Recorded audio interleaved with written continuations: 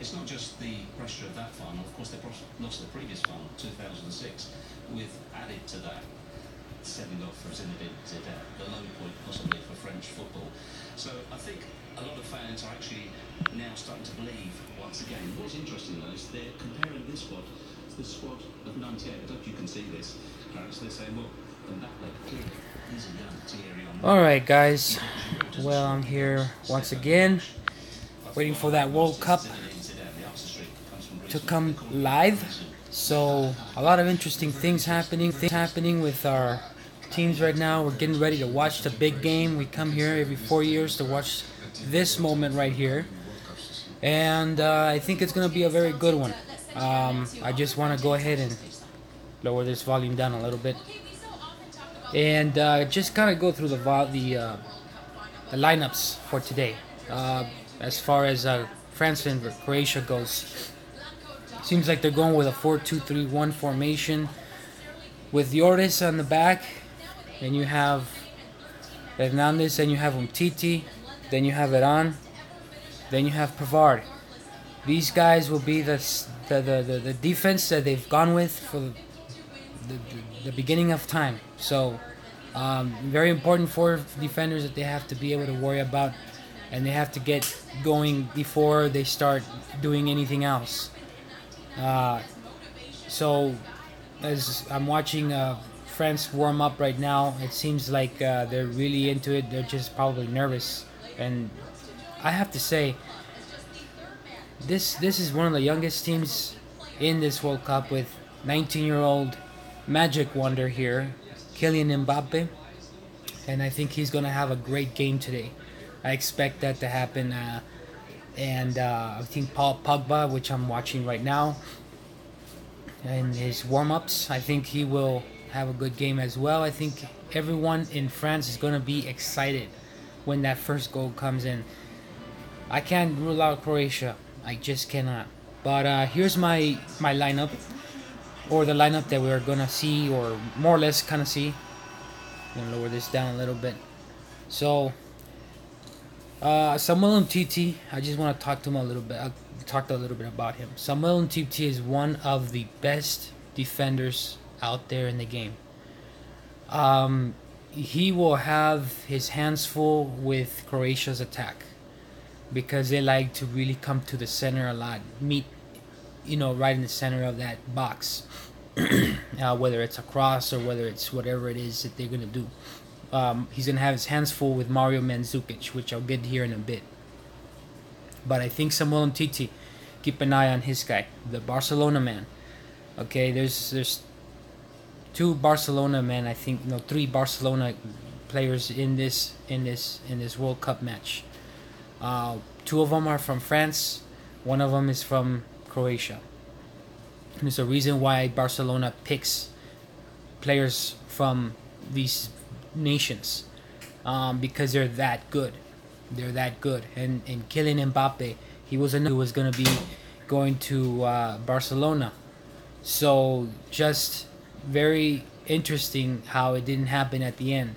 But I'm very, very excited to see that guy play in this game. Then we have Kante, and then we have Pogba.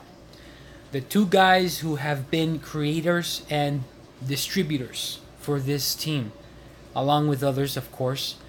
But you have N'Golo Kante, who plays for Chelsea in the Premier League, and you have Pogba, who also plays in the Premier League and plays for Manchester United. So Paul Pogba is also is now heavily rumored, more than anyone right now, from what I've heard of lately, to go to Barcelona. He has been a rumor to go to Barcelona for about the last 3 years. This is getting interesting, and I'll probably make a video after this and about Paul Pogba and what he brings to the table for Barcelona. But I just want to focus on the lineup that we have today. So big game today. All right, we've got Paul Pogba and N'Golo Kante right in the middle. Then you have at the top, you have Matuidi, Griezmann, and Mbappe. Now, Fox has got Griezmann at the top. Here at the FIFA World Cup app, official app, they have Matuidi, Griezmann, and Mbappe. So, if you ask me, this is a better lineup to me. Okay, I'm tired of seeing Giroud. I'm tired of seeing that guy being up there and not doing what he is supposed to do, which is score goals, right? He's supposed to score goals. So, you know, Griezmann is the man. Griezmann has got to be the man who's up there, and he's a striker. I don't see why he's not up there. And I think he fits really well being in that position. Matuidi is a great player as well. I think he does well in the midfield, and they play him in that left side. I'm not sure where they play him in Juventus. I know he plays for Juventus. But he's also been a very good contributor in many tournaments for Juventus and Champions League as well. So then you have the Wonder Kid, the man of the match for the last 5 or 6 matches, Kylian Mbappe. This man right here, he is the reason why there are goals. Not the reason, but a reason. I'm going to say a reason. Why? Because this young kid, 19 years old, from France, is playing for Paris Saint-Germain, and this is a dribbler master with so much speed. My goodness, I've never seen speed like that in a long time. If you watch the Argentina game, you watch maybe another game like Belgium, this kid brings so much speed, and the way that he controls this ball is amazing. It's out of this world amazing. It's unbelievable the way he's able to get through defenders. And I'm gonna go as far as to say this is the next Messi. This is the next Messi, and I hope, I'm a Barcelona fan. I hope that one day we can get this guy, because we were this close to doing it last summer. And this is a kid that's going to be very hard to buy, because they're going to extend his contract at Paris Saint-Germain for more than 150 million, maybe 200 million euros, and that's a lot of money. We're talking about. I mean, it's more than anybody I can think of at the moment, except maybe Neymar.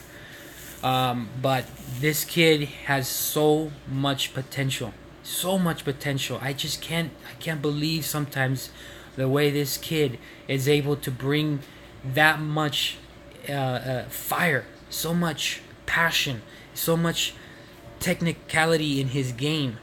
And it's just, you gotta watch this guy. He is the future of Paris.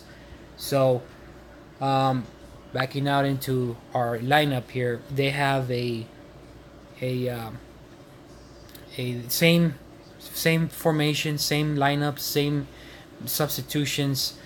But they have here in the substitutions, they have the 2 goalkeepers, Mandanda, Areola, Kimpembe, Lemar, Dembele, Tolisso, Zonzi, Rami, Fekir, Sedib, Thauvin, and Mendy. And these are the substitutions. These guys haven't played much, but because the lineup that France has right now is working for them very well. They don't do a whole lot of they don't start these guys down here. They haven't started these guys. The one that I'm interested in watching is Dembele, another Barcelona player.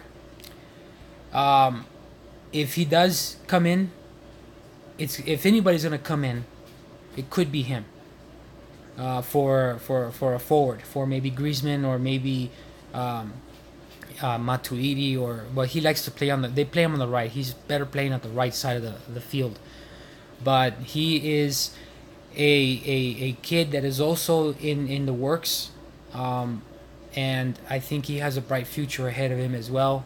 Just gonna talk a little bit about him, because I'm not really too familiar with everybody else around here too much, but I do know that Dembele is somebody that will be of the future of the French national team. But at the moment, it's Kylian Mbappe who's the centerpiece of this game, of this team. Now we go into Croatia.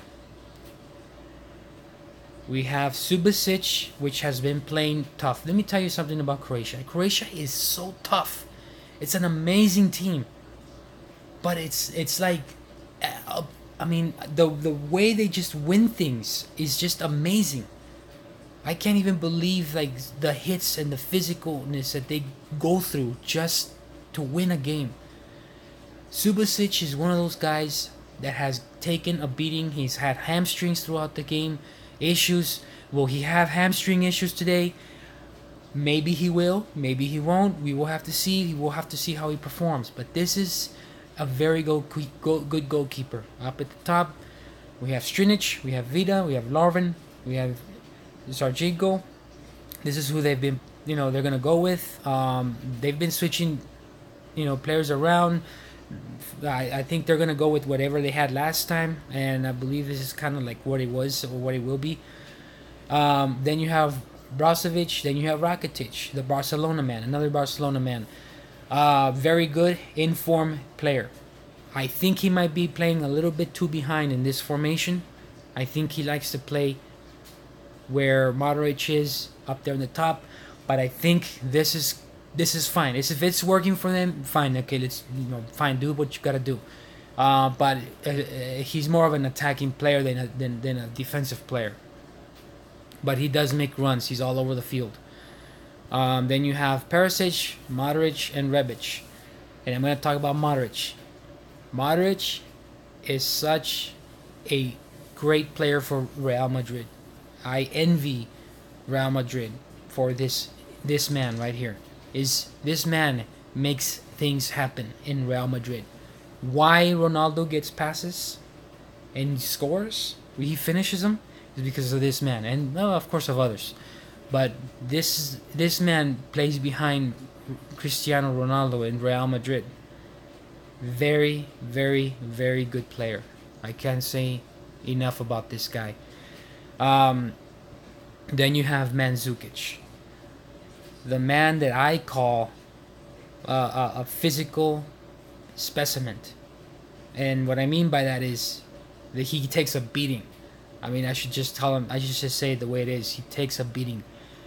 Mandzukic is such a tough player. I can't say enough about this individual. He doesn't have what others have. The magic, the fireworks of soccer.